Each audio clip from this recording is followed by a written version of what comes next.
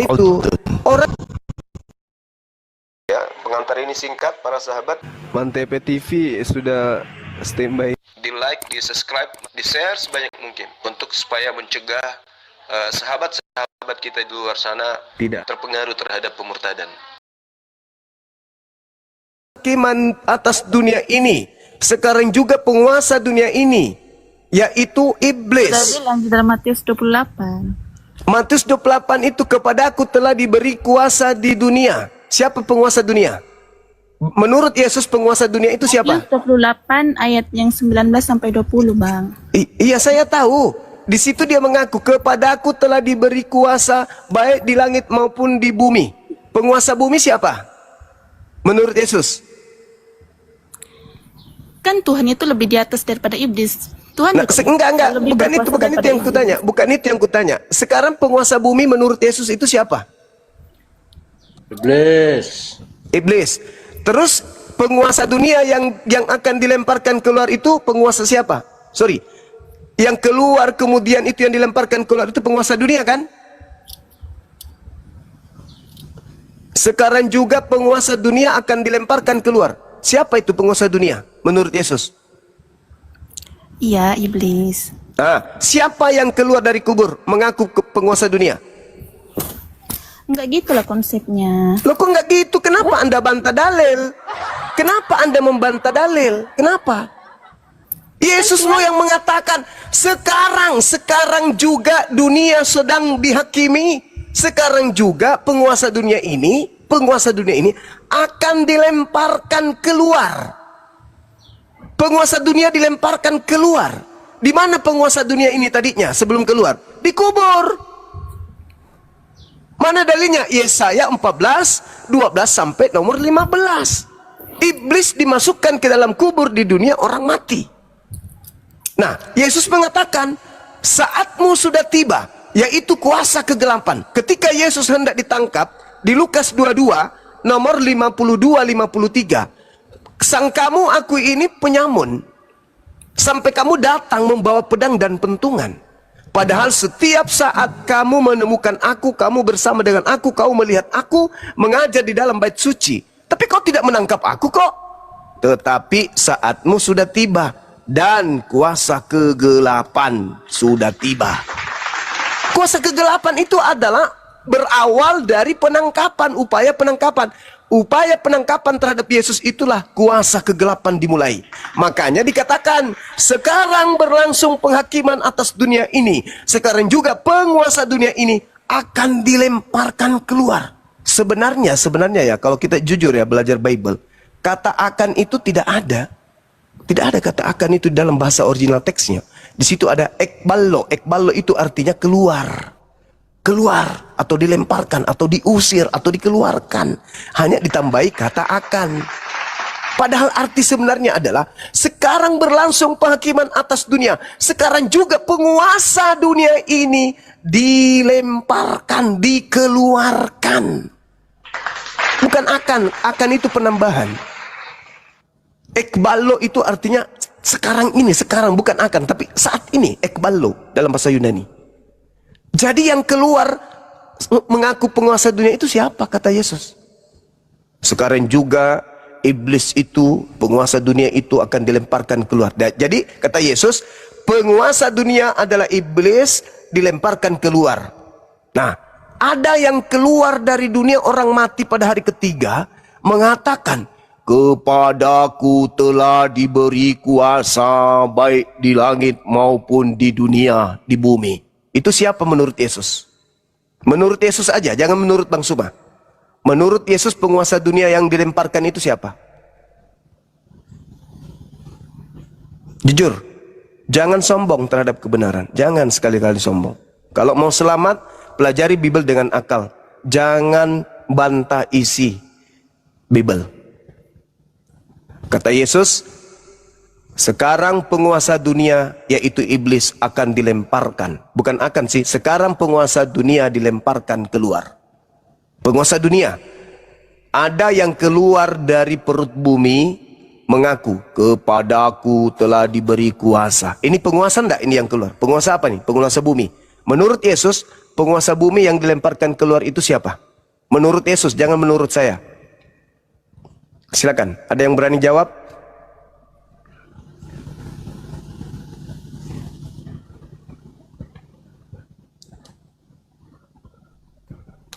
Silakan Kak, 2000. Dijawab, buka mic-nya. Yang mau menangkap Yesus adalah kuasa kegelapan. Yang mau menyalib Yesus adalah anak-anak iblis. Yohanes 8:37 sampai nomor 44. Yang berpikir Yesus akan disalib adalah iblis. Matius 12 nomor 21 sampai 23. Yang keluar dari kubur, yang dilemparkan dari kubur adalah penguasa gelap, penguasa dunia.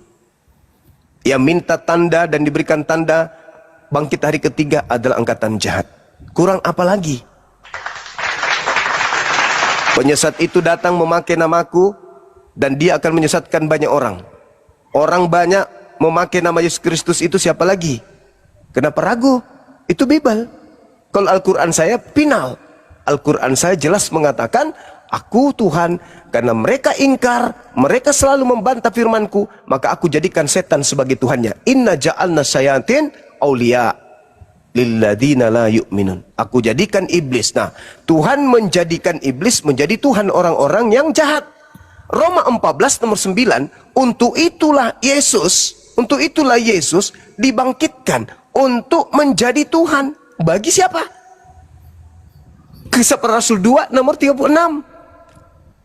Orang Israel harus tahu bahwa Yesus yang kau salibkan itu telah dijadikan menjadi Tuhan. Siapa yang menjadikan orang disalib ini menjadi Tuhan? Ya Tuhan. Masa Tuhan menjadikan Tuhan? Tuhan bagi orang jahat. Al-Quran saya mengatakan itu, jangan ragu. Al-Quran surah Al-A'raf ayat 27 dan ayat 30. Aku Tuhan, karena mereka ingkar terhadap dalil-dalilku dan selalu membenci kepada rasul-rasulku, utusan-utusanku, maka aku jadikan setan menjadi Tuhan mereka. Nah, karena pingin kali mereka ini membunuh utusan Tuhan Yesus, maka Tuhan kasih, nah bunuhlah ini, sang pengkhianat ini kau bunuh. Bunuh ini, aku ikhlas kalau ini yang kau bunuh, orang kukutu ini, yaitu pemakan suap. Bunuh aja. Habis itu, aku jadikan dia menjadi Tuhanmu.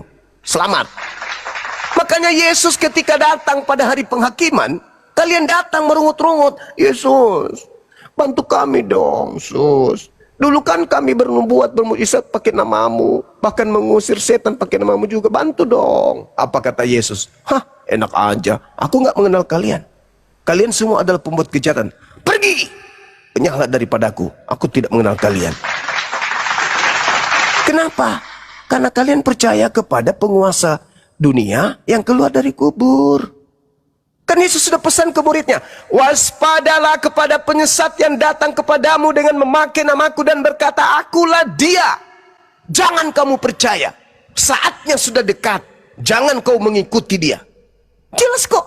Matius 24 nomor 4. Nomor 5. Waspadalah kepada penyesat yang datang kepadamu dengan memakai namaku dan berkata, akulah Mesias. Jangan kamu percaya.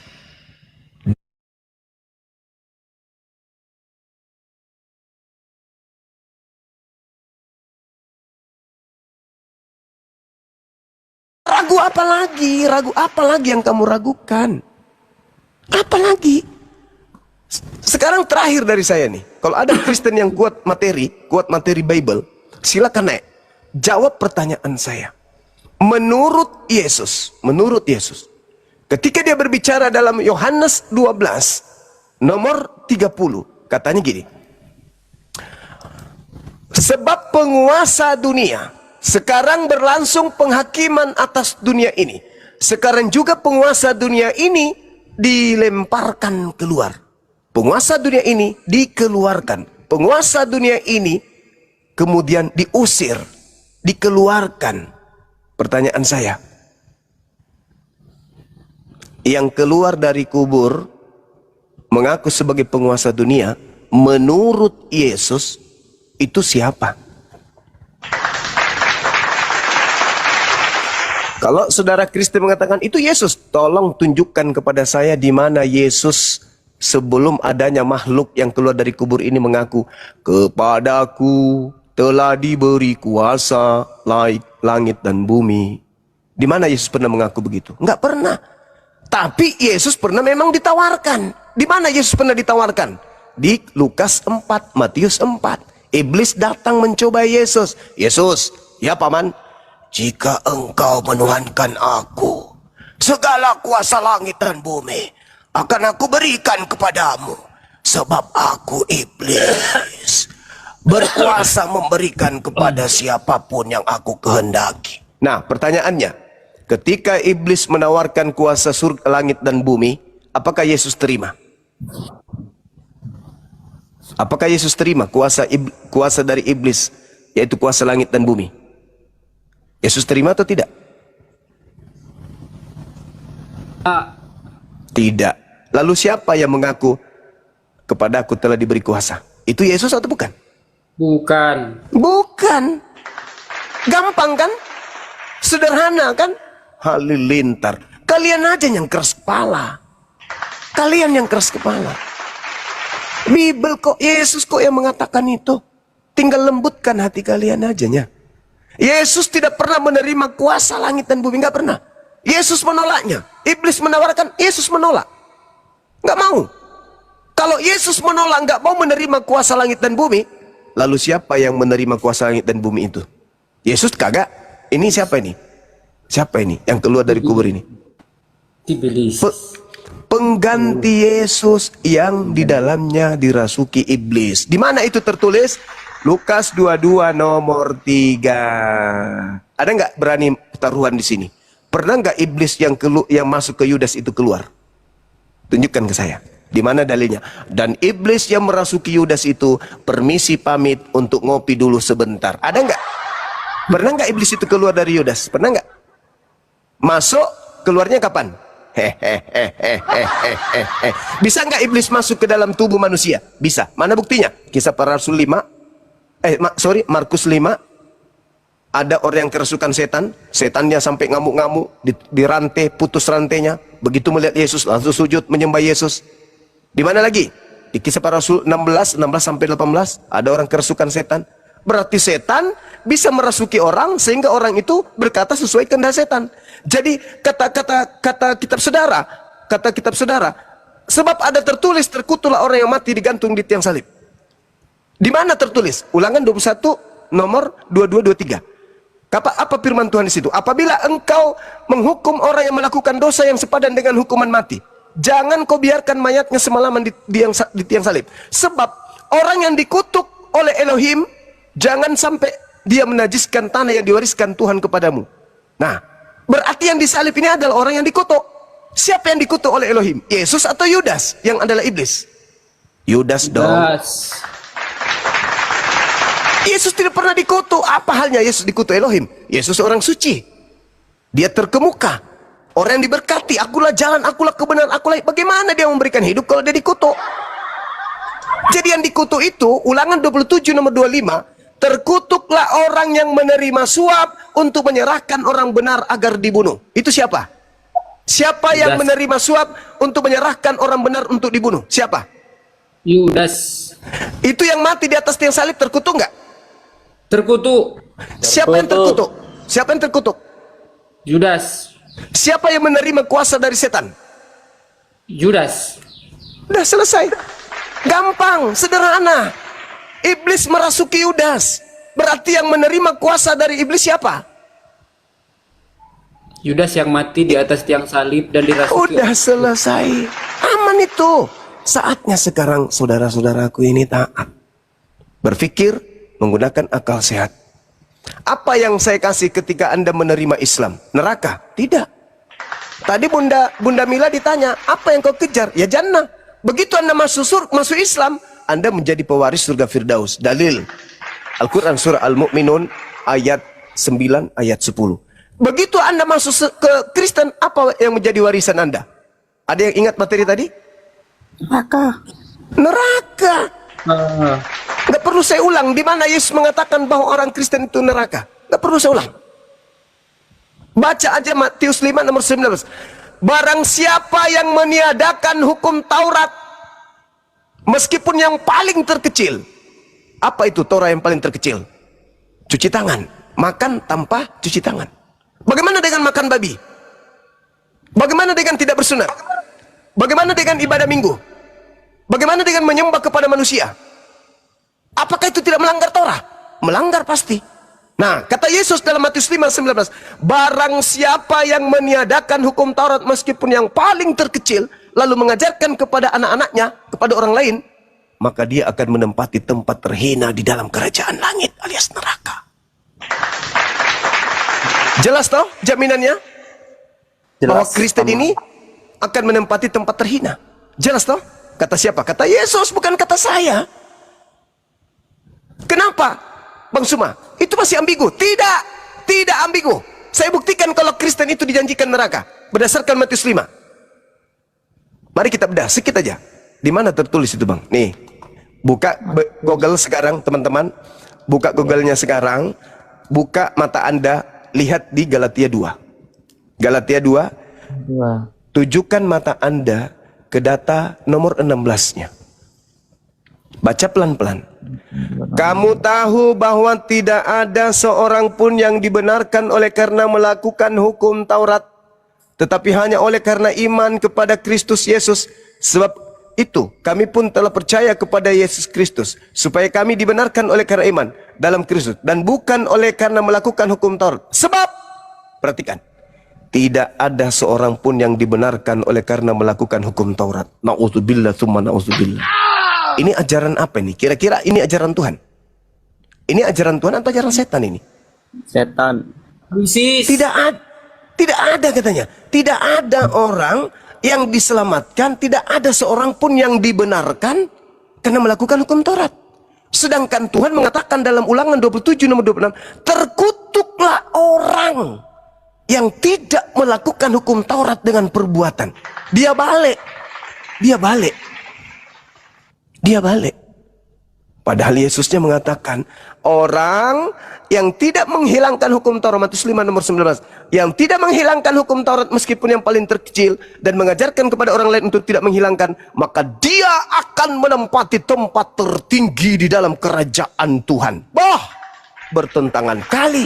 Kata Paulus, no. Paulus bilang begini, tidak ada seorang pun yang dibenarkan karena melakukan hukum Taurat. Kata Yesus, barang siapa yang melakukan hukum Taurat dan mengajarkan kepada orang lain, maka dia akan menempati tempat tertinggi dalam kerajaan surga. Kata Paulus lagi, oh tidak.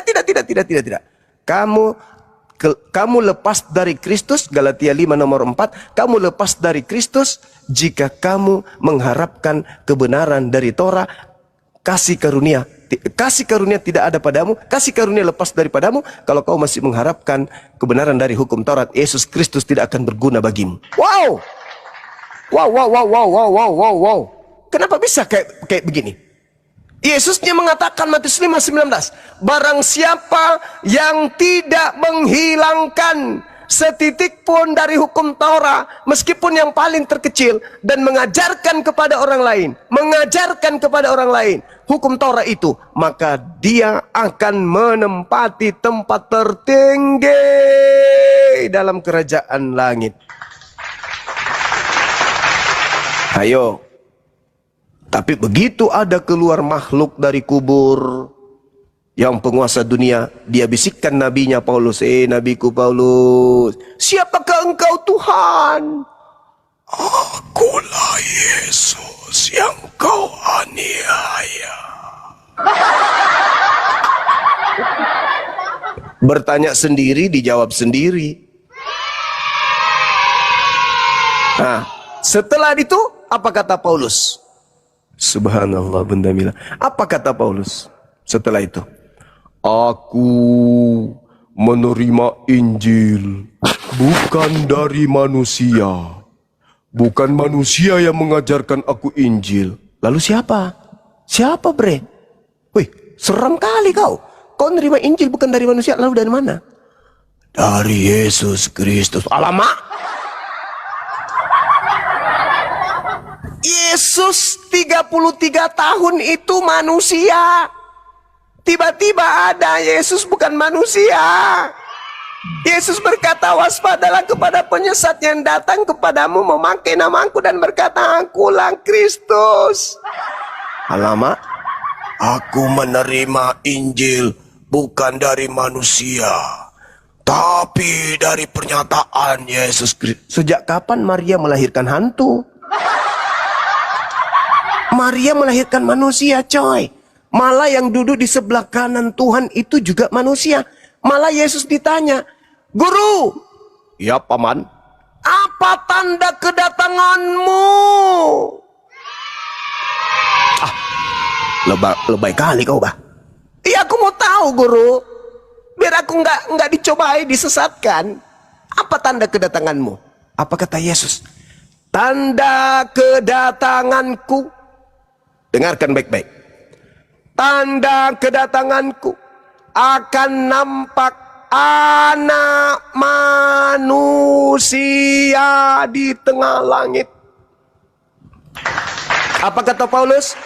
"Aku menerima Injil bukan dari anak manusia." Kata Yesus, tanda kedatanganku yang kedua akan nampak di telangak langit anak manusia. Paulus mengatakan menerima Injil bukan dari anak manusia. Yesus mengatakan kedatangannya yang kedua anak manusia. Berarti Yesus, kapan dia berhenti jadi anak manusia? Kapan?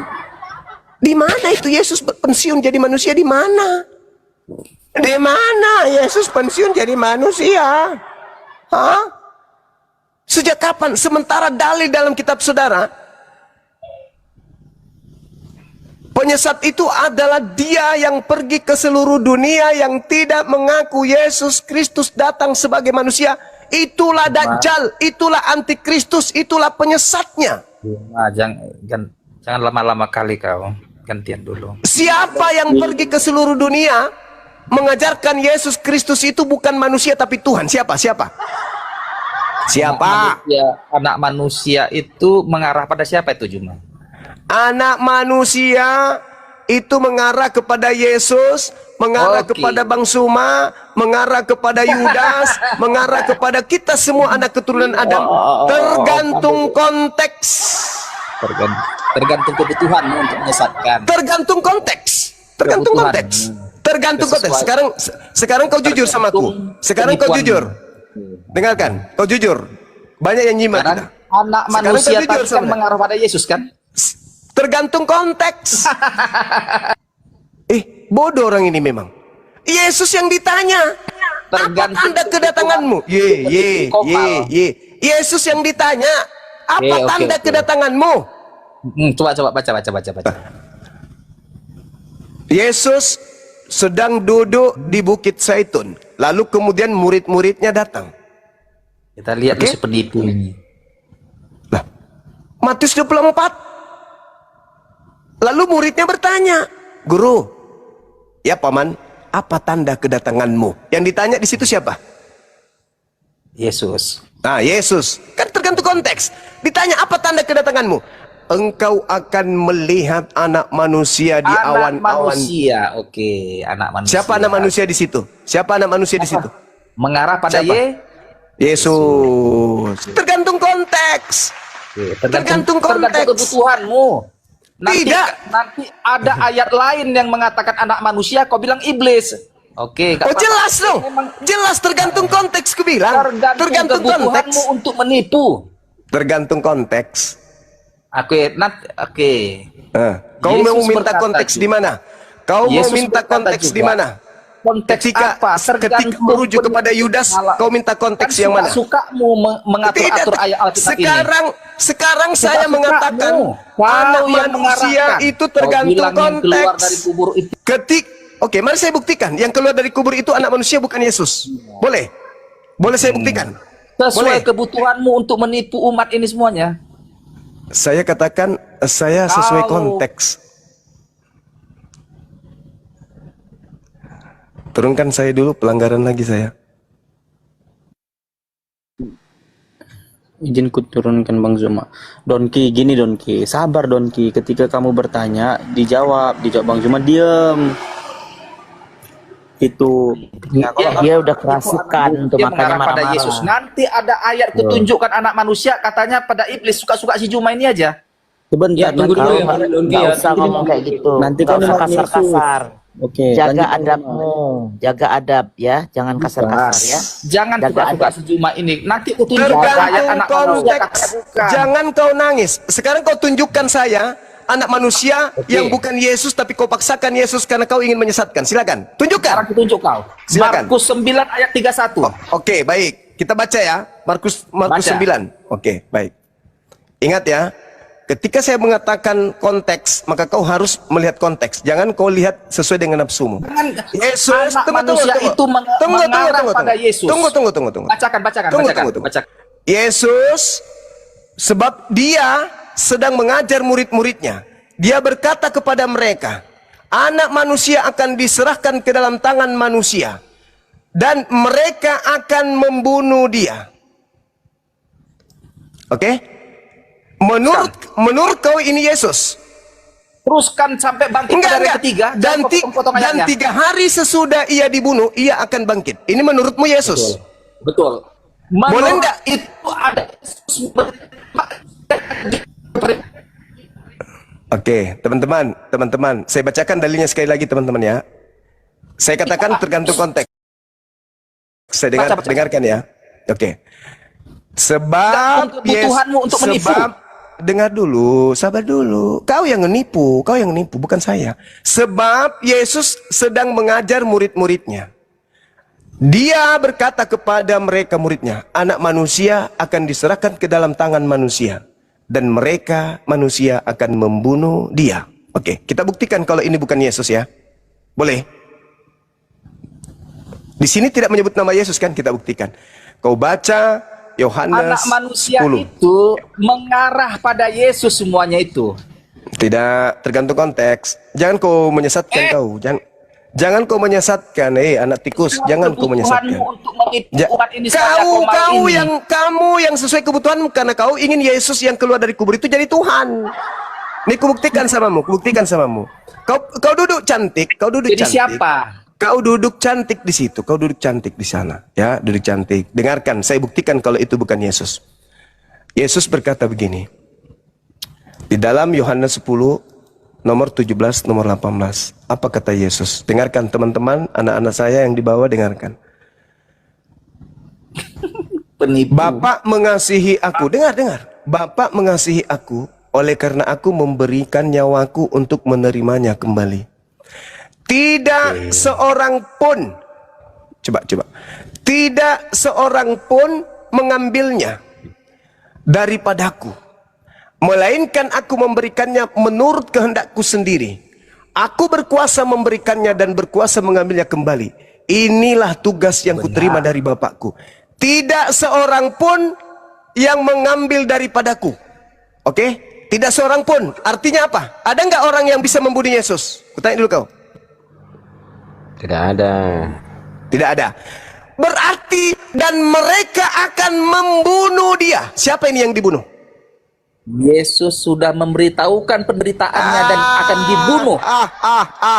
Yudas. Anak manusia. Tidak Di ada satu seorang ayat pun. kau bilang anak manusia Tidak Yesus. ada Di seorang ayat lain. pun. Tidak ada seorang pun yang bisa mengambil nyawaku. Jadi bagaimanapun aku nggak bisa dibunuh. Aku tidak bisa dibunuh. Tak ada kemudian kekuatan di atas muka bumi ini yang bisa membunuh aku kecuali Bapa. Makanya dikatakan dalam Yohanes 17 itu, Yohanes 10 nomor 17 itu pelan-pelan. Bapa mengasihi aku oleh karena aku memberikan nyawaku untuk menerima. Dia berikan nyawanya kepada siapa? Dia berikan nyawanya kepada siapa? Bapak. Kepada Bapa. Makanya ketika dia mau terangkat ke langit, ya Bapa, biarlah cawan ini berlalu, tapi bukan atas kehendakku, tapi atas kehendakmu. Maka nampaklah malaikat dari langit. Cie, mantap kali. Malaikat datang mengangkat Yesus terangkat ke langit. Maka dia katakan, mereka akan membunuh dia. Siapa yang dibunuh ini? Yesus. Hah? Bisa rupanya Yesus itu dibunuh. Sedangkan Yesus mengatakan tidak ada yang bisa membunuh aku. Dulu Ada. tadi cuma baca dulu yang ku. Tidak ada yang bisa membunuh aku. Tidak ada. Jadi ke Tidak Yesus ada. kau yang tadi Makanya aja lu kau di dalam jawab. Yohanes 14 Jawab dulu. nomor 3. nomor 30 kata Yesus mengatakan Jadi kau belum kau jawab punya penguasa aku, kau dunia jawab ini yang telah lain. ada dan sedikit pun penguasa dunia tidak akan berkuasa kepadaku sedikit pun. Penguasa dunia tidak berkuasa sedikit pun atas diriku. Ketika penguasa dunia berkehendak membunuh Yesus, berhasil nggak penguasa dunia itu membunuh Yesus? Berhasil nggak?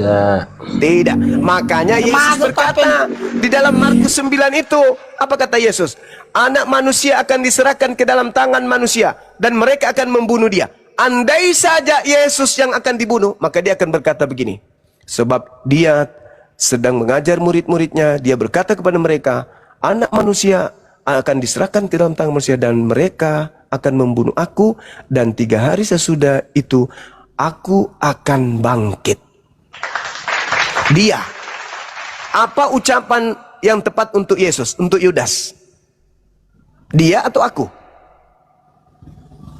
Iya. Dia dong. Dan mereka akan membunuh dia.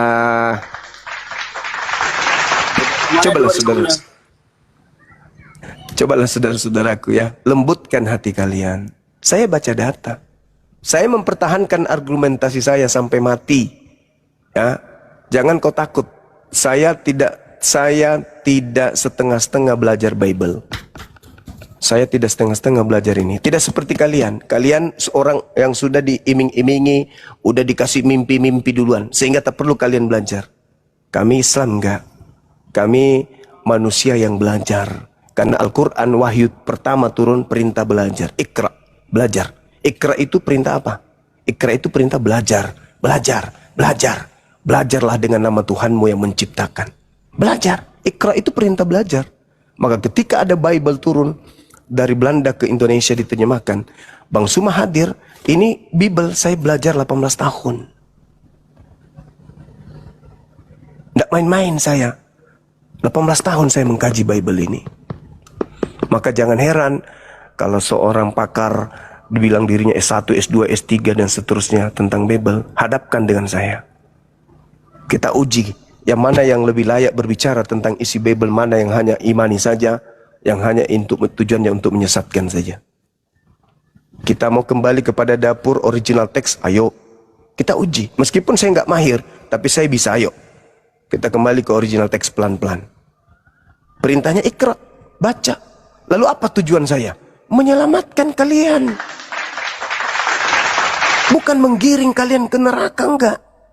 Menyelamatkan kalian. Cobalah adik saya ini, Al-KTP. Coba. Begitu banyak orang yang menjatuhkan dia. Dia cuman pura-pura. Dia cuman preming. Dia begini. Stop. Hati manusia hanya Tuhannya yang tahu. Tak ada yang tahu. Kalau dia berpura-pura sadar, urusan dia dengan pencipta langit dan bumi. Bukankah Tuhan kita itu tidak tidur? Bukankah Tuhan kita itu tidak lapar? Tidak ngantuk? Tidak ketakutan? Bukankah Tuhan kita itu maha melihat? Maha menyelidiki hati? Jadi kita tidak punya hak untuk memberikan kemudian keputusan terhadap keadaan seseorang. Beda halnya kalau dia menghujat, menista. Tapi kan dia proses belajar. Hasilnya apa? Coba. Semoga beliau istiqomah. Saya yakin sekali, dengan seyakin-yakinnya, ada banyak orang yang Islam dari lahir yang hatinya tidak jauh. Bang Zuma, izin Bang Zuma. Ada ini Bang Zuma, ada request nih dari saudara kita, katanya suara di YouTube pecah katanya. Gitu ya? Maaf Bang Zuma. Sorry. Thank you informasinya. Jadi gitu ya.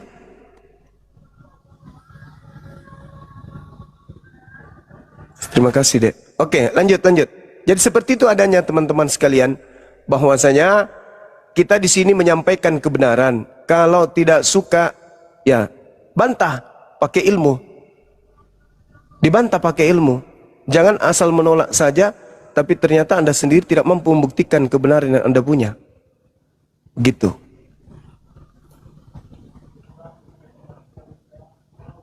Oke, saya serahkan di sini waktu azhar. Teman-teman silakan dilanjut. Nanti saya gabung lagi. Silakan. Syukron, Gerunda. Sama-sama, Bun. Ya. Itu Keren. sama seperti yang dijelaskan Bang Juma tadi, yang sahabat membunai seorang perang, yang dia mengucapkan syahadat, lalu kata Rasul kan, mengapa engkau membunainya? Dia dalam keadaan terdesak ya Rasulullah. Istilahnya dia kayak apa, gimana sih itu kalimatnya Bang Zuma? Nah, itu kan sampai kata Rasulullah, apa kau sudah membelah dadanya sehingga engkau mengetahui apa isi hatinya? Begitu yang disampaikan Bang Zuma tadi, ada dalilnya. Masya Allah. Ini ada tamu nih. Oke Bang Nia, ajalah selamat siang. Ah, siapa minta aktifkan aku kamera? Kenapa kau minta aku aktifkan kamera ini, moderator? Gak ada aku. Ihang, selamat siang Ihang. Halo Ihang Hoheng, Kristen atau Muslim? Assalamualaikum kalau Muslim.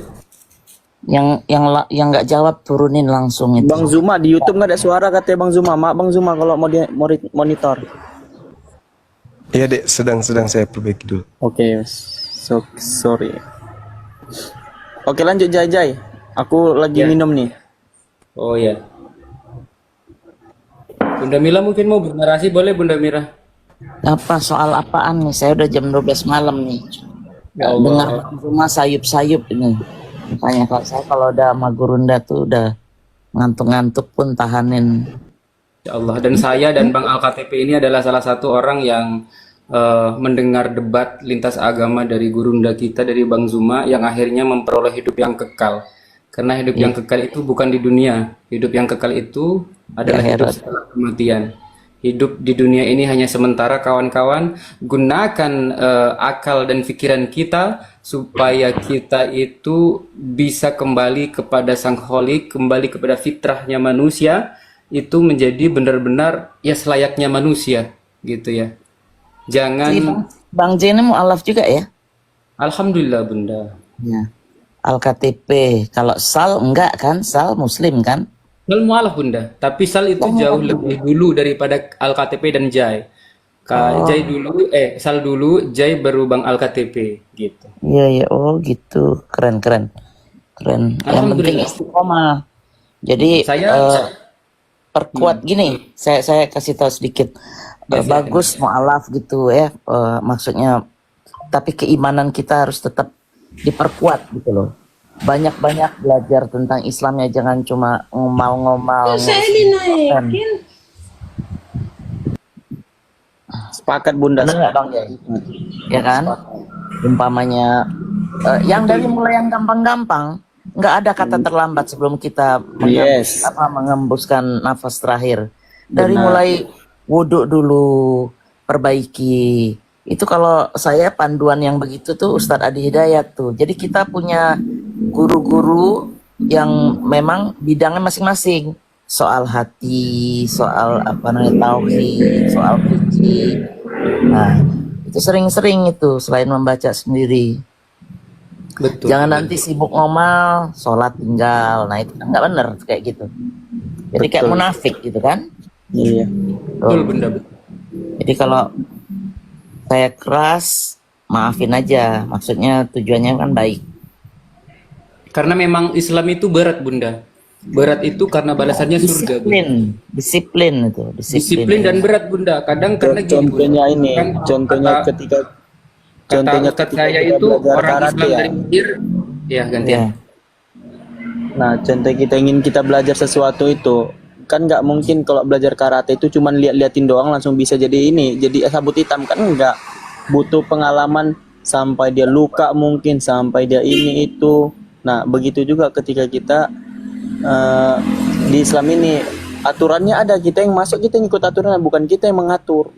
Nah, daripada kita yang lagi mualaf ya. Sal, kamu moderator bukan Sal? Moderator Bunda, bisa itu saya si turunkan. Kang Aziz tuh di mute aja. Mana Bunda? Tuh di bawah. Ngapain ngomong-ngomong begitu? Orang kita lagi bicara sesama saudara, kok kau ikut-ikut di bawah, ngapain? Ya kawan-kawan yang 1,5 mata memandang, silahkan di follow akun Gurunda kita. Ini akun yang ke-6. Dan Bunda Mila juga, Mila Soraya, akun para apologet yang ada di atas. Silahkan di follow yang belum follow. Dan terima kasih jazakumullah yang sudah follow. Yang terakhir tuh mualaf Al-KTP ya, yang terakhir ya. Ya betul. Itu ada, kalau di masing-masing daerah tuh ada nggak kayak mualaf center? Kalau Jakarta kan banyak tuh, dari mulai tempatnya si Kohdondi atau siapa-siapa itu. Kalau di daerah ada nggak itu? Di Medan ada Bun. Kalau di Medan Medan ada? banyak. Ada. Kan banyak ya. Medan kan ada. Ini kita nih yang di apalagi- pelosok-pelosok ini loh, harus dibicarain. Dulu Bun, waktu di Aceh itu sebenarnya ada juga loh yang kota yang dimurtadkan. Ada yang dulu kota yang dimurtadkan tuh di dekat Singkil. Singkil masuk dalam lagi itu Pulau Banyak. Nah, Singkil ya. Nah itu kemarin tuh Ustadz udah ke situ kan, udah bangun masjid juga lah. Dulu tuh nggak, masjidnya nggak ada. Sekarang alhamdulillah bangun masjid ada. Tuh naik ke situ tuh naik daripada kapal. Mungkin teman-teman yang dari Aceh pasti tahu kota Singkil ya? Singkil. Dekat Sigli nggak? Nggak jauh. Jauh Bun, itu Sigli kan di ini di tengahnya tuh Sigli. Sigli 2 jam lagi baru ke Banda Aceh. Kalau Singkil nih masih mau arah Medan juga dia. Sebelum Stabat baru ini masuk Aceh, baru itu nyebrang lautan lagi sih Bun. Orang-orang yang di bawah ini pasti tahu kok. Dekat ke Zero itu, 0 kilometer itu. Oh, itu jauh lagi Bun. Itu Oh, ke jauh lagi. kilometer. Nyebrang Banda lagi nih enggak? Nah, dekat Subuh Salam. Ini ada aku info sedikit ini ya. Hari ini ada saudara kita mualaf ya. Hari ini udah beberapa bulan kan sakit. Hari ini beliau meninggoy hari ini. Oh, innalillahi. Beliau masuk Islam satu keluarga, anaknya 9. Tadinya Yang kemarin itu ya, yang di Bang Faruk itu bukan? bukan Bang, bukan Lain. bukan Bun. Bukan. Lain aku. Jadi Innalillahi beliau ini dulu pedagang babi keliling dia. Terus mualaf ya. Udah mualaf dia, seluruh aset apa dari jualan B2 itu dia bangun masjid Bun. Jadi Ya. ada desa masuk dari Pancur Batu ya, ada di Medan ini Pancur Batu masuk piti-piti saya itu ada di piti saya masjid Ntar yang saya beliau bangun gitu ya. Ke dalam banget di situ ada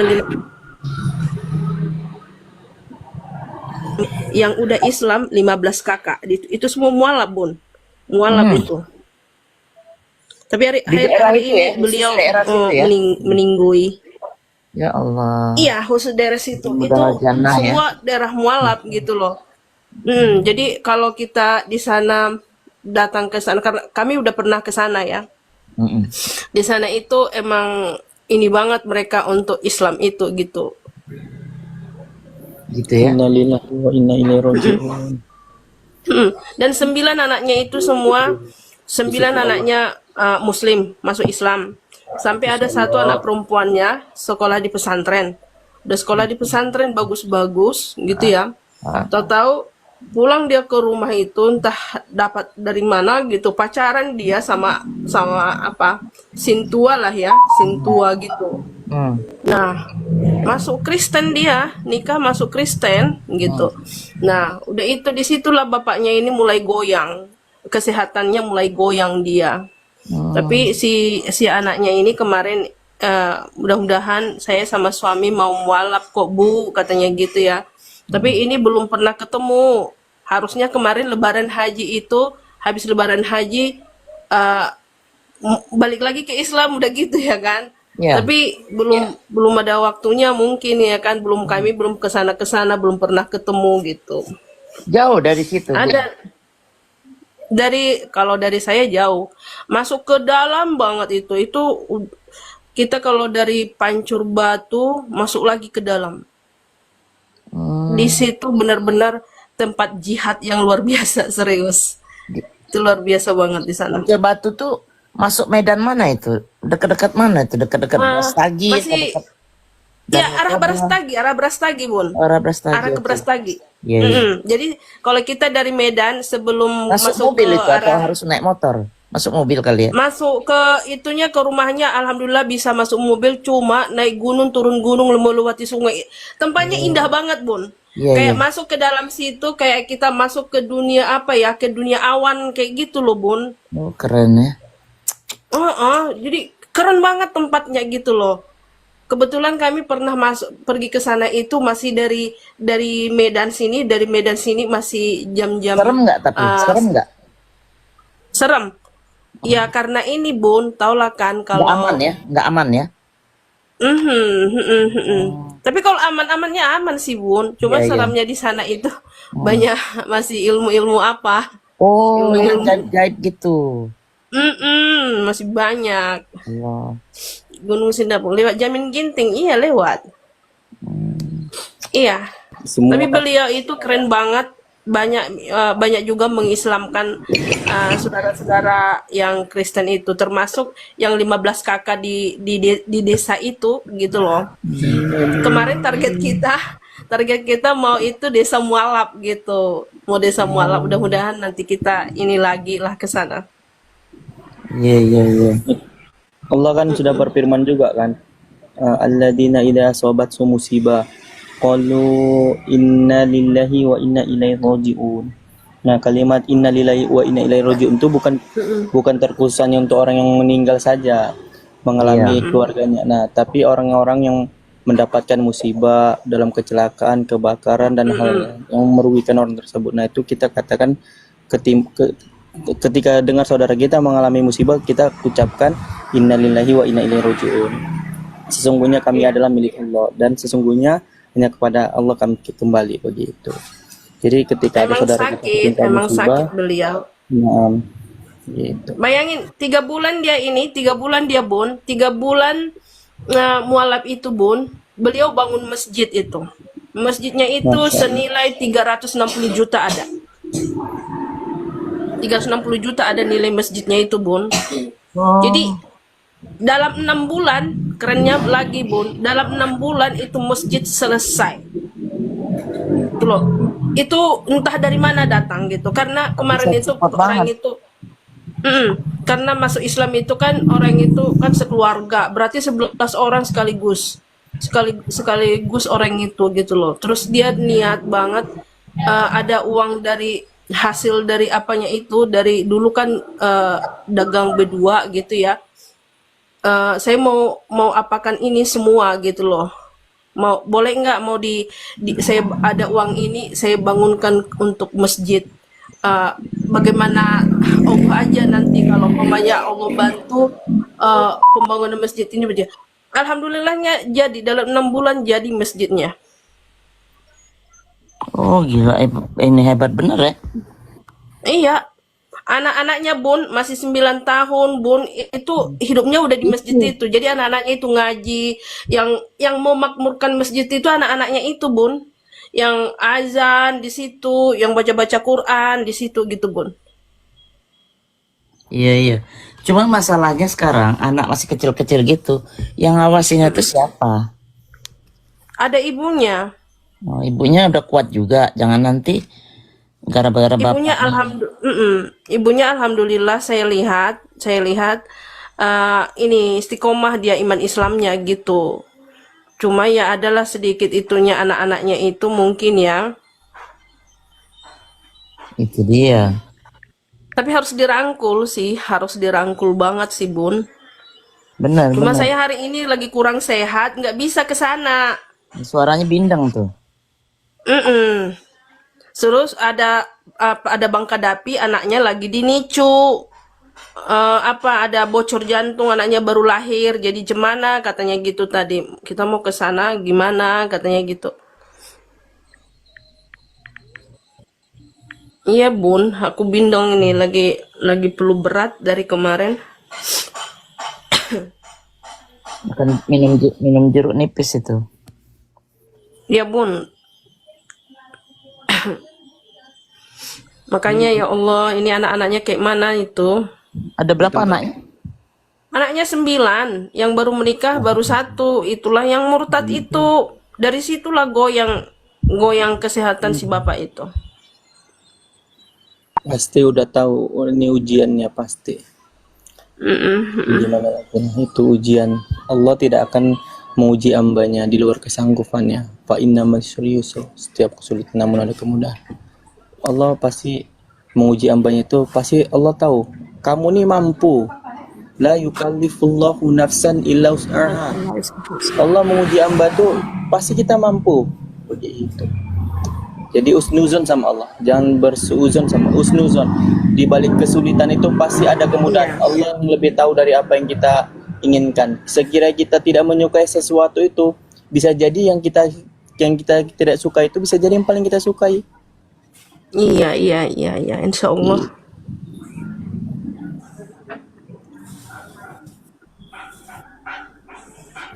Kalau teman-teman datangin tempatnya, pasti takjub, Masya Allah. Amal jariah tuh sama beliau tuh, Masya. Setiap orang sholat di situ, setiap orang mengadakan sesuatu yang berkaitan dengan agama yang mendapatkan pahala, beliau tuh mengalir seperti air sungai-sungai nanti tuh. Pahala dia tuh mengalir seperti air sungai yang mengalir tuh, kan tiada batasnya, itu tiada habisnya. Sebegitulah orang yang yang mendapatkan pahala jariah, mengalir seperti sungai itu yang senantiasa tidak pernah kering.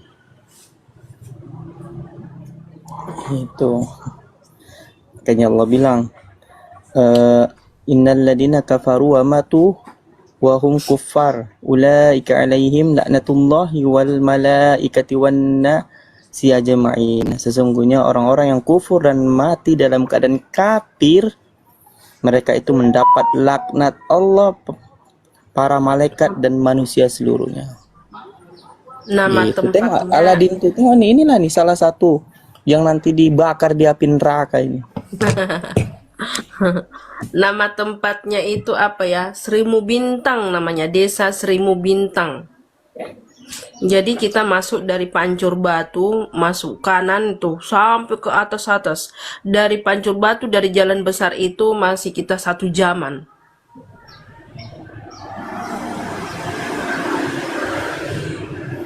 Oke bang, aku padamu, syukron bang. Mohon maksudnya sekiranya bisa dihidupkan kembali itu masjidnya ataupun musolanya, itu suatu juga abang, pahala abang itu.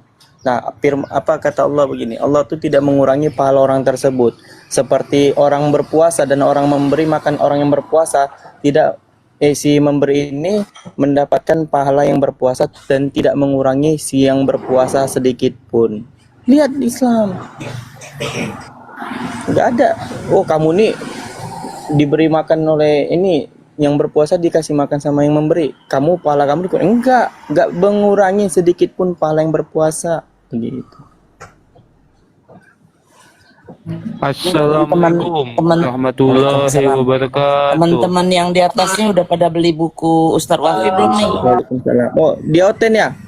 Ya udah, kalau Oten silakan aja naik ke sana, cari ke sana. Kalau ke Oten nggak apa-apa. Buku Ustadz Wafi ya Bun? Izin Bang Sal, Oke, sebentar. silakan, Bun. Yang buku Ustadz Wafi itu kan bagus tuh, yang umpamanya belum ngerti berdebat, atau nggak mesti buat berdebat, tapi buat ilmu kita memperkuat, Mencegah. supaya kita nih keimanannya tidak goyah. Nah ini di profile saya ini ada nomornya langsung, ada nomornya yang bisa dihubungin. Itu bagus sekali loh. Kalau umpamanya buku yang Palestina itu masih ada, berarti 2 itu harganya 100. Kalau enggak, 1 aja itu harganya 85. Langsung hubungin beliau, itu penting sekali. Apalagi yang sering naik komal tuh Al-KTP. Siap Bun. Apalagi yang belum punya. Aku Saya belum, dikasih nanti saya bang ini, hubungin. dikasih Ustadz Wafi Bun. Kemarin Kalau disuruh. udah kasih Ustadz Wafi ya udah. Iya, maksudnya belum kucet masalahnya di waktu di room Ustadz Madu kemarin. Sal, nanti Iya.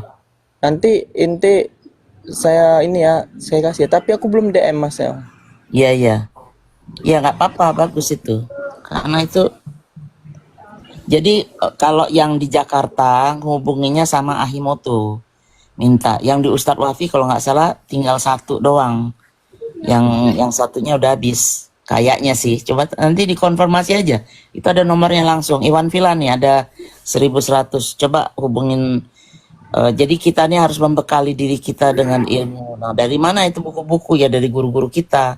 Kalau saya sih cuma sebagai pensupport aja. Jadi buku itu terbit, saya yang support. Insya Allah mudah-mudahan jadi amal jariah saya kan. Amin ya Allah. Insya Allah Amin, ya Bun. itu aja. Kita kalau sudah begitu tuh, apalagi yang kita mau perbuatkan nggak ada. Dengan buku ini insya Allah orang-orang jadi berilmu, ikut lagi berdakwah. Nah dari situ aja kita bisa dapat manfaatnya kan.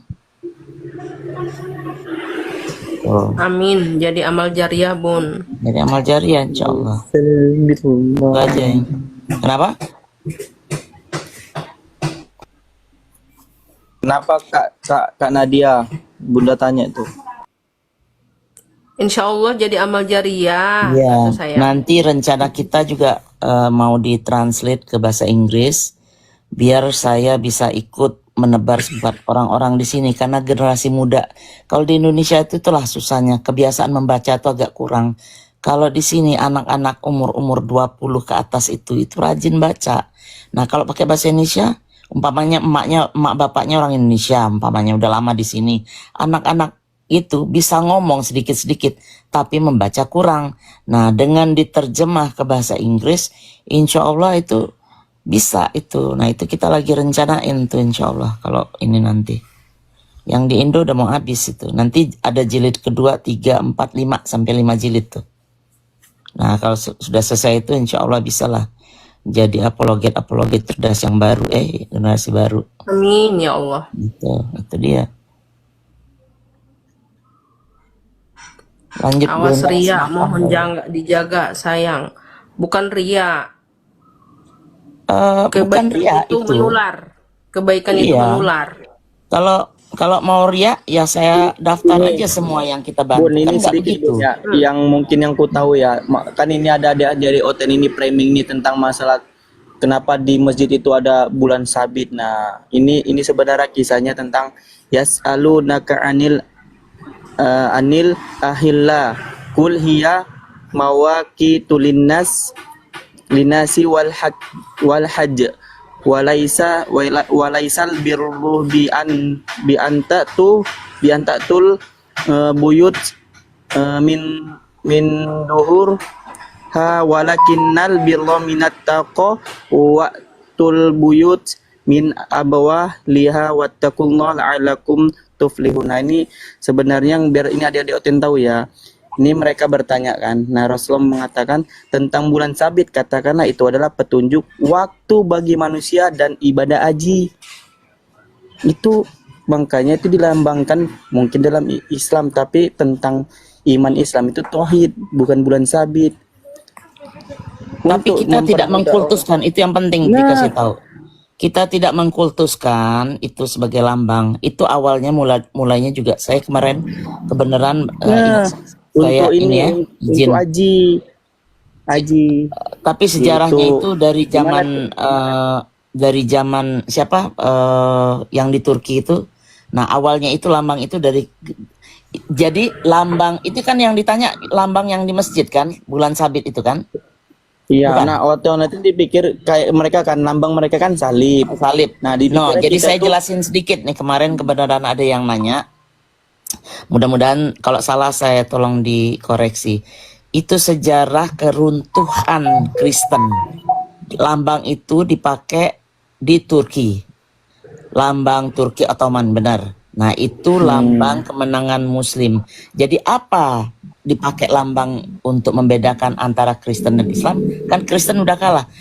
Disepakatinlah pemakaian bintang dan bulan itu. Tapi tidak semua masjid pakai itu. Makanya kita beda. Kalau salib kan mereka mengkultuskan, mereka menyembah itu, Iya. pakai dicium, pakai apa. Kalau ini kan enggak. Cuma membedakan nih masjid. Kristen udah hancur, makanya dibangun seperti itu, dibedakan buat lambang itu aja. Enggak ada lain-lainnya. Enggak ada pengkultusan. bulan Oke. bulan sabit. Mm-mm. Bukan bintang sabit, bulan sabit. Bulan sabit. Karena Oh, itu ada di maksudnya surah di Al-Baqarah, surat Al-Baqarah ayat 189. bintang bulan. Ini yang saya bicarain, mungkin lain yang maksud Iya. sama Oten. Oke. C- Wallahu mereka a'lam. cari-cari mereka cari-cari macam-macam pertanyaan-pertanyaannya. Memang cari-cari masalah gitu. Kayak ini aku padamu nih. Kamu naik, coba kamu naik. Aku padamu. Coba naik kamu. Kupastikan kau nangis. Saking nggak adanya lagi Bun mau dikorek dalam Al-Quran itu gitu loh. Betul. Sampai hadis-hadis palsu pun diangkat mereka. Itulah oten. Nah, satu hal lagi mungkin ya, buat kita-kita yang sering naik di atas, kalau umpama ilmu kita tentang keislaman tuh belum kuat, belum yakin, mending dijadiin PR. Karena begini, kalau kita salah bernarasikan ayat, salah arti atau apalah, itu tanggung jawab kita sama yang di atas loh, sama Allah Subhanahu Wa Taala. Jadi kalau kita berdebat di Bible itu kita nggak ada dosanya lah istilahnya tuh, karena itu kan cuma buku cerita. Tapi kalau Al-Quran jangan pernah kalian membawa kalau kalian benar-benar tidak mengerti apa yang ada di itu. Hati-hati, hati-hati itu. Betul Bun. Iya. Jadi mendingan kalau saya pribadi saya bilang begini, sebentar saya tanya sama yang ahlinya atau panggil ustadz atau apa, itu aja. Jadi nggak perlu kita langsung menjawab demi kelihatan menang, tapi ternyata melintir itu. Kasihan yang di bawah nanti yang dengar, bisa-bisa salah itu. Jadi hati-hati kalau membahas soal agama ya, agama Islam. Apalagi ngejelasin Al-Quran ya Bun, karena Iya, Al-Quran, hadis, apalagi hadis tuh kemarin. hanya bisa membaca tapi kita tidak paham dengan nahu sorob kayak gitu-gitu kan. Banyak, Itu ilmunya nanti 15 itu. Saya kita sama harus- itu Bun, sama Bunda Rahma kemarin kapan itu pernah ngebuka hadis. Wah itu mah bisa sakit kepala kalau nggak ngerti. Ternyata ada sambungan dari sini ke sini, ini ke sini, ini ke sini, banyak hubungannya itu loh. Nah kalau kita yang belajarnya cuma karena dengar-dengar doang, bagaimana itu? Betul Bun. Iya. Jadi kebayang ya Bun, Oten yang suka nyablak kayak gini gimana, cuma ngambil seiprit dari sini, seiprit dari sini Bener. gitu. Bener banget. Ada muslim. Kalau saya selalu bilang Bun, Ah, kalau nggak paham tentang Al-Quran, jangan bahas Al-Quran gitu. jangan, maaf. Mendingan kita langsung DM atau WA guru-guru yang lebih mengerti. Betul banget Sus. Siapa tuh Jai yang Karena telepon, pertanggungjawabannya itu Nah, begini kita ya. salah baca huruf aja, salah kata anak saya berbeda. ya, kata anak saya. Baca Al-Quran itu huruf Al-Quran itu salah pengucapan juga salah arti katanya gitu. Yes. Jadi makanya anakku itu kok lama kali kamu naik ke Al-Quran, nggak bisa cepat karena apa? Harus fasih cara pengucapannya itu biar nggak bersalahan nanti katanya gitu. Gini, karena gini kan, apa namanya, ketika baca Quran ini kan sunnah, tajwidnya wajib. Makanya kata di sini Allah berfirman ya, Bismillahirrahmanirrahim. Nah di sini kan ini dengan menyebut nama Allah, ini karena kita yang menyebutnya. Jadi kita di sini dengan bis. Kalau misalnya Allah berfirman mengungkapkan dengan dirinya ismi, tapi tidak pernah Allah menyatakan ketika menyebutkan dirinya dengan ismi, mengatakan ana. Itu di apa, di surat Toha 14 gitu. Nah di sini karena kita yang menyebutkan Bismillahirrahmanirrahim dengan nama Allah Maha Pengasih lagi Maha Penyayang, ini kan kita yang menyebutkan di basmalah. Tapi jika Allah memperkenalkan dirinya ismi, nah ismi ini saya Allah, tapi tidak pernah Allah ini memperkenalkan diri dengan kalimat ismi, ana, begitu. Nah kalau si Jai ini baru, kalau Jai yang gambar monyet ini baru nih, terkunekkan kamu ya, mau entah nggak? Nah Joy gambar monyet ini dia nggak bisa kayak gitu. Joy ini, Joy itu harus begini dah. Joy itu harus dikasih kalimat di sini. Bentar ya. Joy itu harus dikasih kalimat di sini. Joy itu dikalimatkan di sini. Nah, Joy itu di sini. Kamu naik Joy. Kamu udah aku angkat ya. Joy itu dikalimatkan di sini. Kalimatkan di sini Joy. Nah, ini kamu nih. Kamu nih Joy nih. Ini kamu nih Joy. Jangan disebut nanti. Ya, aku tunjuk aja Joy ya. Bisa lah bacanya Joy ya. Ini kamu nih. Baca aja bilang. Baca nih. Ini kamu Joy. Begitu Joy. Kunarion kau, Kunarion. Tahu nggak kau Bani Kunarion? Jadi kami sebenarnya kita sebagai seorang muslim ini kita benar-benar bersyukur ya. Kenapa? Seandainya suatu saat nanti entah itu gempa bumi, entah itu apalah kejadiannya, semua buku-buku ini hilang, musnah di telan bumi. Nah, Oten dengar ya, 857, 860 orang. Apa yang masih tersisa kalau kita balik lagi? Mungkin dalam waktu sekejap itu Al-Quran bisa terbentuk lagi, Al-Quran bisa akan ada lagi tanpa kesalahan. Kenapa saya bilang tanpa kesalahan? Karena di seluruh dunia itu ada penghafalnya. Banyak penghafalnya. Setiap tahun musabaqah tilawatil Quran itu yang menunjukkan bahwa Quran itu tidak tersentuh dan tidak terkontaminasi sama tangan-tangan manusia. Lah buku kalian seperti apa? Buku kalian bisa dibalikin lagi? Enggak akan ada. Itu kelebihan Al-Quran. Seperti ini Bun, nanti Bun yang kita takutin Bun, seperti ini ya, ketika Al-Quran ini sudah nggak ada lagi. Ya, habis kosong seperti itu. Coba. Dengan sekejap itu bisa diisi. Dengan sekejap. Bukannya kemarin ada yang lucunya, ada Oten, oh terjemahannya begini, nggak bisa sama. Loh, kita itu bukan mengacu ke terjemahannya. Justru terjemahan ini kalau kesalahan, kemungkinan ada kesalahan, tapi kita punya yang aslinya. Kita bisa mengajukan diri, kita bisa lihat ini bahwa di Al-Quran itu ada. Nah kalau kalian kemana? Kalau umpamanya salah. Buktinya sekarang yang ada di Indonesia sama yang ada di Amerika, itu beda sekali. Nggak ada perikop-perikop yang ada di sini. Indonesia itu kan sudah terkontaminasi, dibuang, dibikin sama LAI. Makanya para pendeta pun mengajukan gugatan, cuma belum berhasil untuk minta dirobahkan lagi seperti dulu. Itu. Ini yang kami buku yang salah begitu buku yang salah begitu diimani, bagaimana sih? Di original teksnya kurios, nyampe di Salemba jadi Tuhan.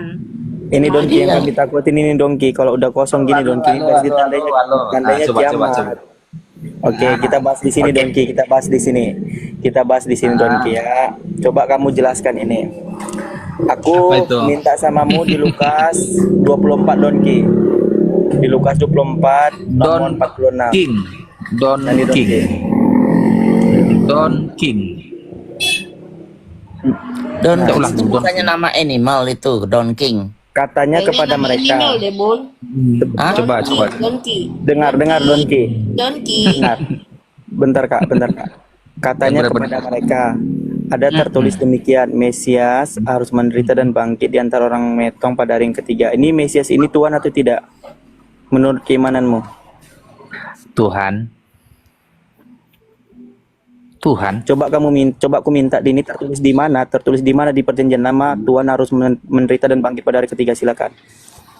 20 tahun pun nggak akan kau temukan tuh. Silakan cari. Sekarang masalahnya di mana? Pertanyaan ini kan ada tertulis katanya.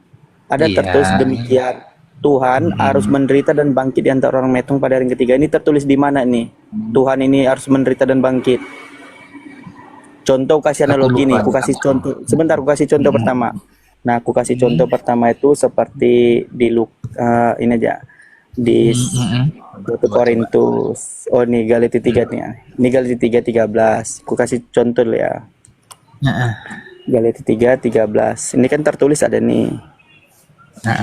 Ini 13 Kristus menebus kita dari kutuk hukum Taurat dengan jalan dari kutus. Nah, karena sebab ada tertulis kan. Ada tertulis di mana tuh tertulis?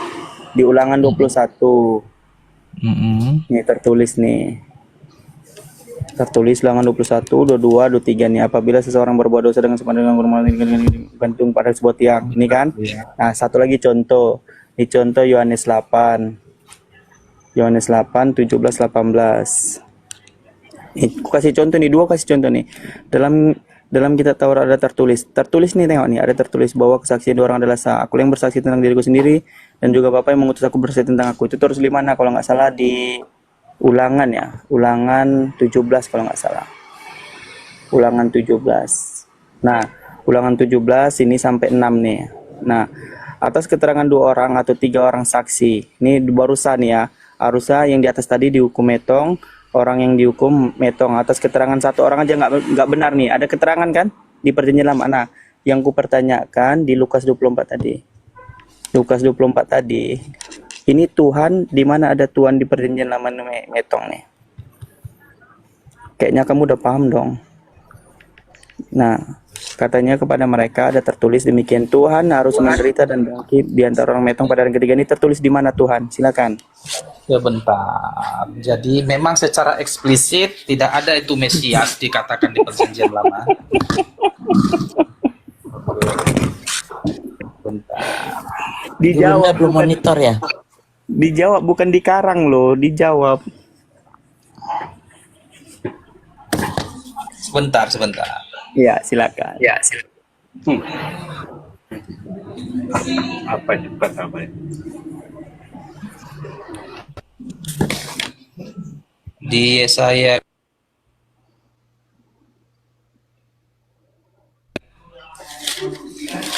sebentar ya.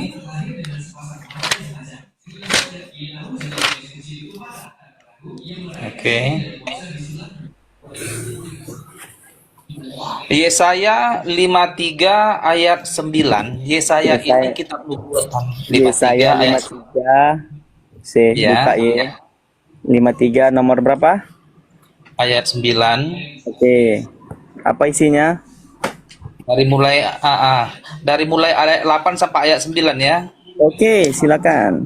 Oke, biar aku yang baca. Sal Iya, ya. silakan. Sesudah ditahan dan dihukum, ia digiring pergi. Siapa peduli?